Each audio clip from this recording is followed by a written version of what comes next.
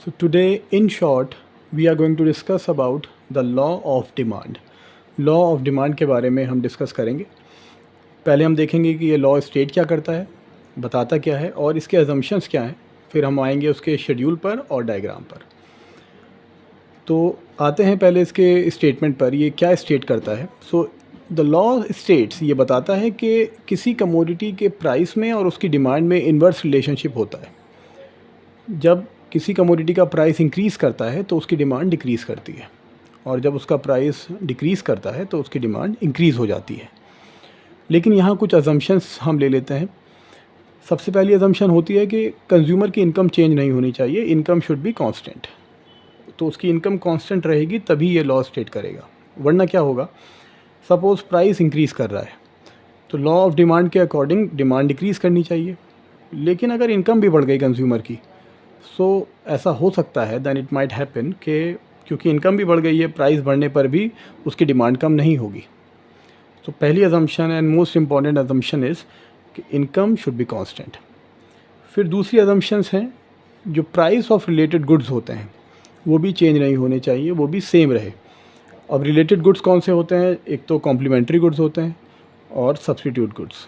Complementary goods जो हम एक साथ कंज्यूम करते हैं, जिनकी डिमांड कंबाइंड डिमांड होती है, जैसे आपका bread and butter, car and petrol, mobile phones and SIM card.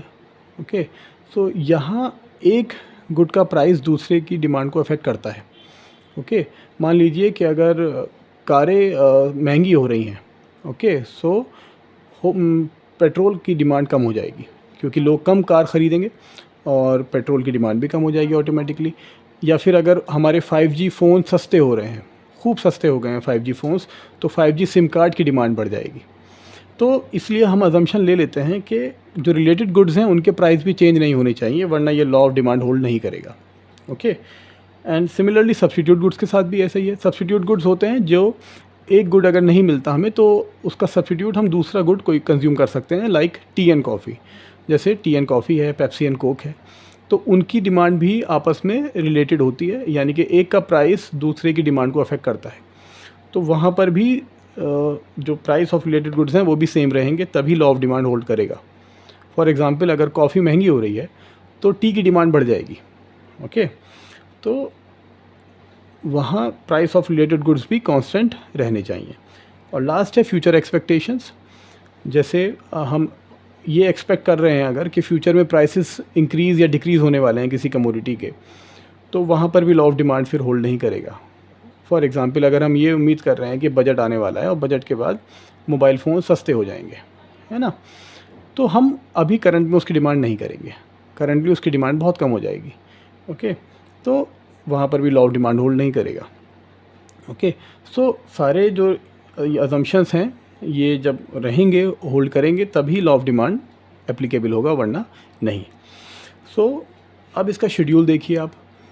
Price एक तरफ ले लेते हैं वेरिएबल, दूसरा वेरिएबल क्वांटिटी डिमांडेड है। तो प्राइस जब 10 रुपीज़ है तो डिमांड है 5 यूनिट्स।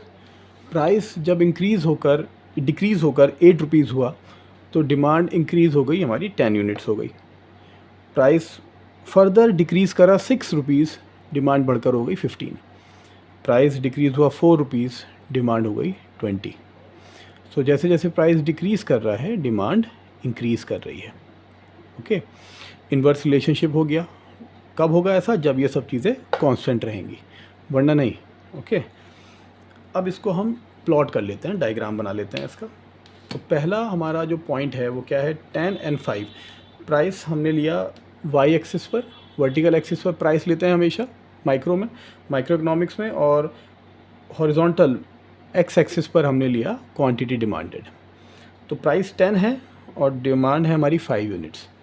सो 10 एंड 5, यहाँ हमारा पॉइंट आ गया पहला। दूसरा डिमांड हमारा पॉइंट है 8, प्राइस 8 है और डिमांड हमारी 10 हो गई है बढ़कर, तो 8 पर 10। तो सेकंड पॉइंट हमारा यहाँ आ गया। थर्ड है 6 एंड 15, तो 6, 15 एंड लास्ट है 4 एंड 20।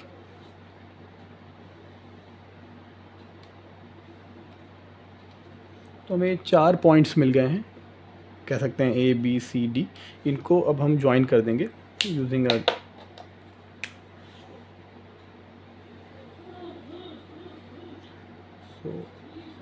हमें जो ये कर्व मिला अब, ओके, इसको आप रब भी कर सकते हैं, ये सारे पॉइंट्स जो एडिशनल हैं।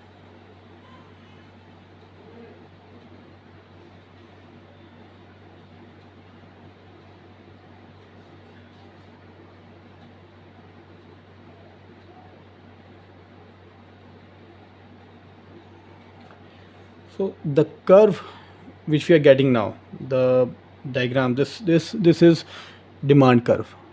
ये demand curve कहलाता है। It is downward sloping, ये नीचे की तरफ होता है। डाउनवर्ड स्लोपिंग इसलिए है क्योंकि प्राइस में और क्वांटिटी डिमांडेड में इन्वर्स रिलेशनशिप होता है, और यही हमारा लॉ ऑफ डिमांड है। Thank you.